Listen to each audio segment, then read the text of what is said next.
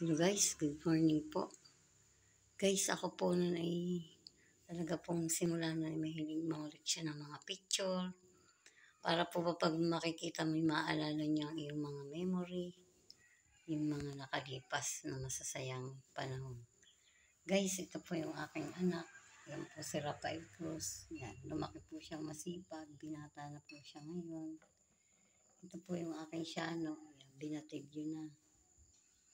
Guys, ako po yan. Ako po ay nagsagala sa aming barangay. Ito po guys. Ako po. Mga nakupas na nga po.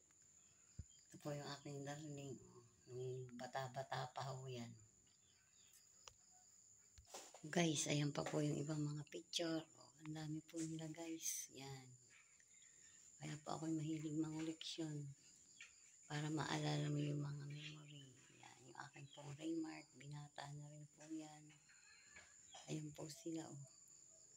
Bagamat wala po yung iba kong anak dyan sa picture na yan. Wala po yung iba dyan. Yan. Ayan po sila guys. Yan. Mga dalaga na po ngayon yung mga batang yan. Ayan po. Dalaga na rin po yan. Ayan po sila. Ako po. Tapos yung aking mga dalaga na. Dalaga na po yung mga batang yan. Yan. Ito pa po guys. Yan. Ang family picture. Pero kulang po. Wala po iba kong anak kasi hindi po sila nakasama nun. Ayan po. Sila po ngayon ay mga dalaga na dati dalaginding pa. Ito pa aking bunso. Dalaginding na rin po yan. Yan. Ito po yung malaki kong picture. Nagsagala po ako dyan.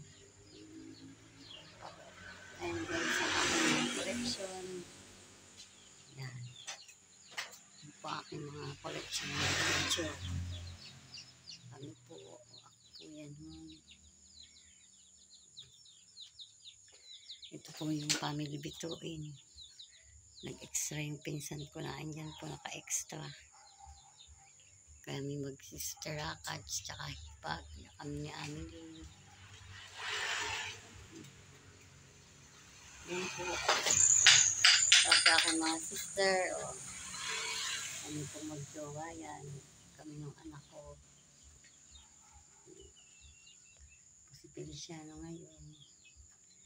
Ito po ay mga dalaga na ngayon at saka binatilyo. God bless po.